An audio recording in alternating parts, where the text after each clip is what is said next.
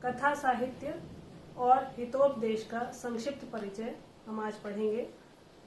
साहित्य की अनेक विधाओं में से एक विधा है कथा, जिसे हम कहानी भी कहते हैं।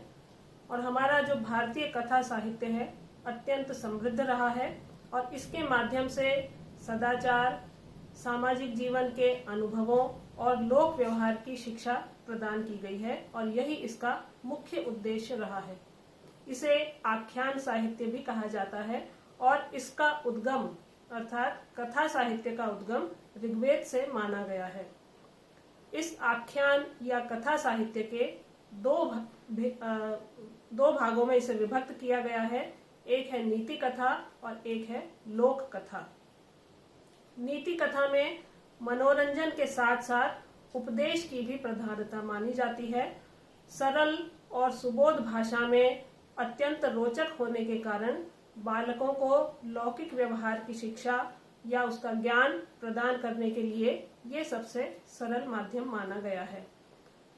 इसका मुख्य उद्देश्य दैनिक व्यवहार की शिक्षा प्रदान करना है और आदर्श प्रवृत्ति की स्थापना करना इसका मुख्य उद्देश्य माना गया है।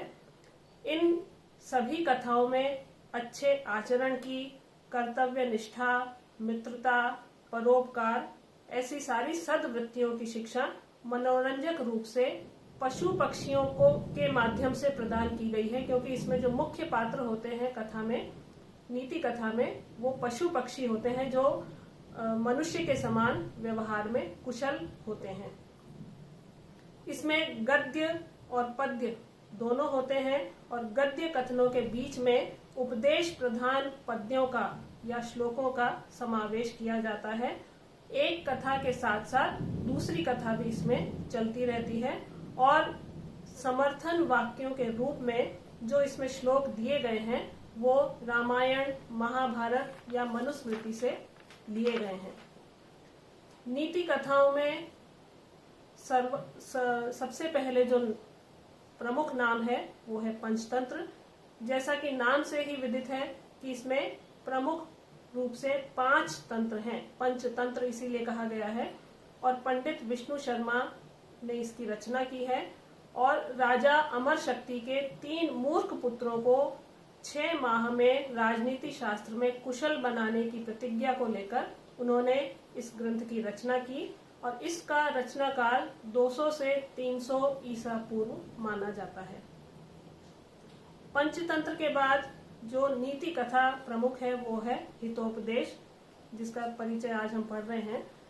इसके रचयिता हैं नारायण पंडित, जो बंगाल के राजा धवल चंद्र के आश्रय में रहते थे और कवि थे। इसकी रचना 14वीं शताब्दी के आसपास की गई है और हितोपदेश की रचना पंचतंत्र से ली गई है।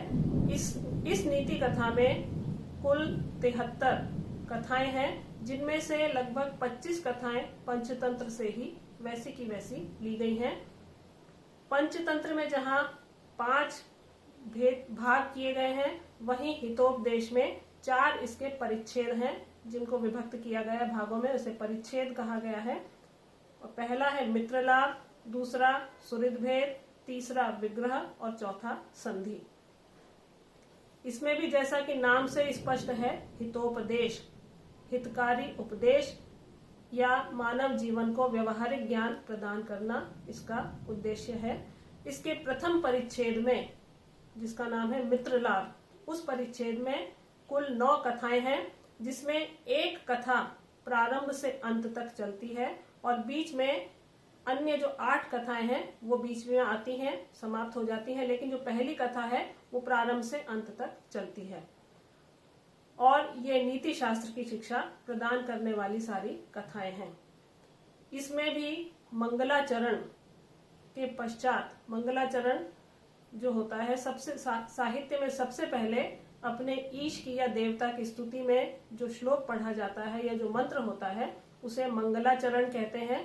तो उस मंगलाचरण के बाद में यहाँ पर इस ग्रंथ की या इस नीति कथा की जो विशेषता है या जो इसकी उपादेयता है उसके बारे में उल्लेख किया गया है और उसका श्लोक है, श्रुतो हितोपदेशोयम पाटवम संस्कृतोक्तिषु वाचाम सर्वत्र वैचित्र्यम नीति विद्याम ददाति च।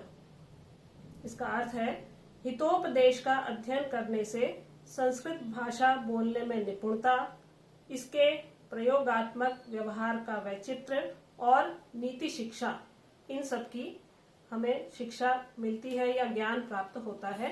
तो बालकों को लोक व्यवहार का ज्ञान देने के लिए या अनुभवों का ज्ञान सिखाने के लिए मनोरंजक रूप से, रोचक रूप से जिन कथाओं को संकलित किया जाता है उन्हें नीति कथा कहा जाता है। और उसी का एक उदाहरण है हितोपदेश, जिसका हम आगे अध्ययन करेंगे। आज कथा साहित्य क्या होता है और हितोपदेश क्या है, इसके कितने भाग हैं, इसका हमने परिचय पढ़ा है।